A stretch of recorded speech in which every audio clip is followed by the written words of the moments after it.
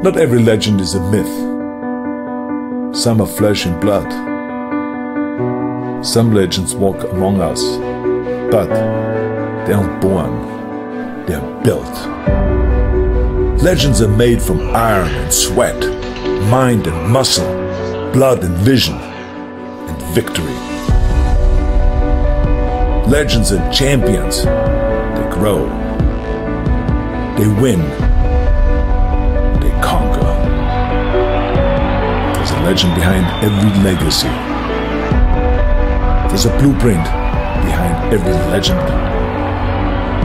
I'm Arnold Schwarzenegger. This is my blueprint.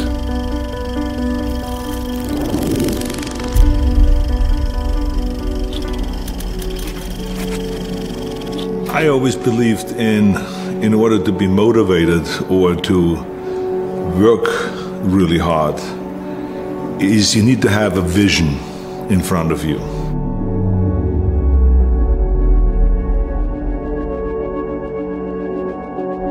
And somehow, after having seen the World Championships in weightlifting in Vienna and having seen Tommy Kauno winning the Mr. Universe contest the next day, right there in the same event in 1961, and seeing all this muscles and strength and all this, it had a profound impact on me. And with the age of 15, I was now all determined that I'm gonna go into training. And that I'm gonna go and take this seriously, that I want to be one of those guys. I started looking at heroes, muscular guys and heroic guys. And I picked up this magazine that had Reg Park on it. And it had basically him as Hercules on the cover. And by total coincidence, it had the whole blueprint of his life, of how he became Mr. Universe, the training routine. I mean, if I ever was lost about what to do in life, that is gone. I now have a direction. I realized then that I have a special ability that you cannot really, I think, train for. It's an ability of visualizing things very clearly, because I'm a visual learner.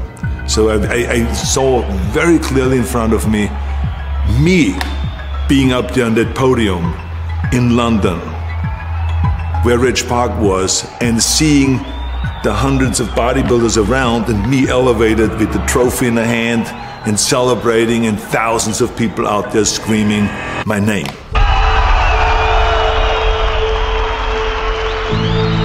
And that, to me, that vision was the motivating factor. So that drove me to the gym.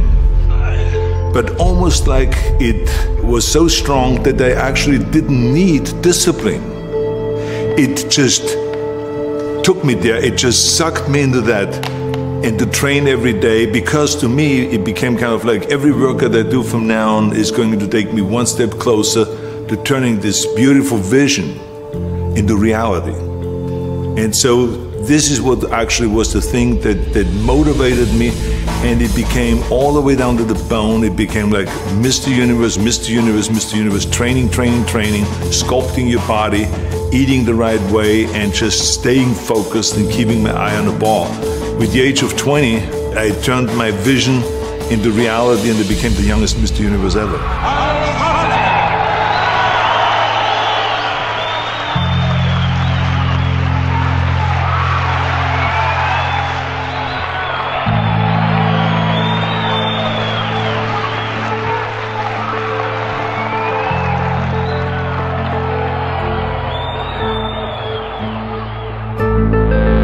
I felt that I was, without any doubt, the new hope in bodybuilding.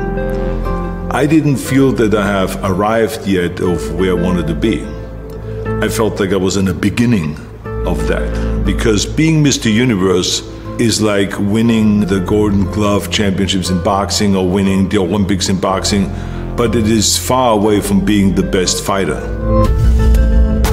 So I realized that very quickly, and I said to myself, I have to really earn that to get up there, and that it would take me still some time. And that there are bodybuilders in America that were extraordinary, like Sergio Oliva, and Dave Draper and people like that. And there was great champions over here. They were really extraordinary. They were ripped. They had much more quality of muscles than I had. They were much more defined, and maybe their posing was even more sophisticated and so on. But I had, without any doubt, the best potential, and I'm very young. I'm much younger than all of them. So when I came over, I was really, I appreciated that the excitement that was in the gym. Like, this is the guy from Austria. This is the guy with the 21-inch arms. This is the guy that, is already deadlifting 700 pounds. And he's the, so there was a lot of kind of good positive reaction from me coming over here. And there was also some jealousy that I had to overcome. But it was really a great feeling. And the other side of it is that I think it's very important when you come from so far away and you feel lonely and you feel somewhat lost because you're now in a different country, you don't speak the language. I only knew the school English. I barely could really communicate. I couldn't watch the news yet. I couldn't read the newspaper yet. So I was kind of blocked from the outside world in a way. And then to have this kind of a love and this kind of inclusion. I mean, really unbelievable kind of behavior I detected of those bodybuilders that didn't know me at all. They only knew me by what the magazines showed, the pictures and the stories and so on, but not knew me in person. So it was really extraordinary to come over here to America and to have that feeling and being received with open arms. I would never forget that.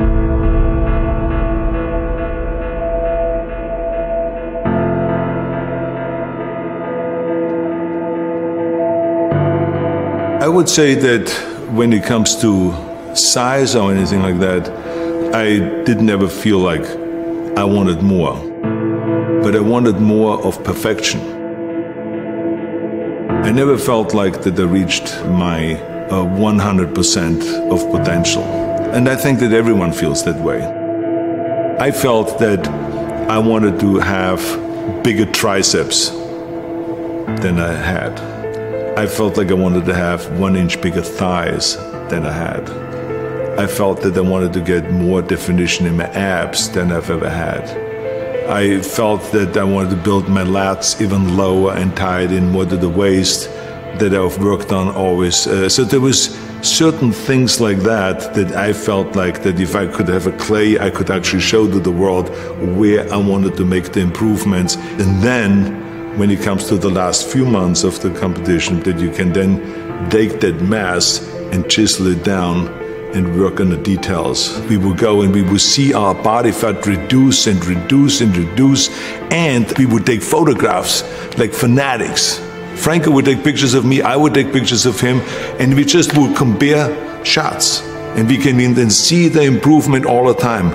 And then you see still now problem areas. So then you have to go and say, I still need the separation between my abs and the intercostals and the serratus that connects them to the lats. How do I do that? Okay, I have to go to close grip chin-ups. I have to do more pullover exercises. I have to do more crunching exercises. I have to do more knee pull-ups and more leg raises and all of those things. So you then start sculpting with the different exercises that we have available. You see, the great thing is, if you train smart, you know what is the inventory of different exercises that you have available for every single weak point. But the key thing is to set little goals, to do the training every day, to eat the right way, and you're gonna go and hit those marks. And then you move the bar higher, then you move the bar higher. And that is what differentiates the winner from the loser.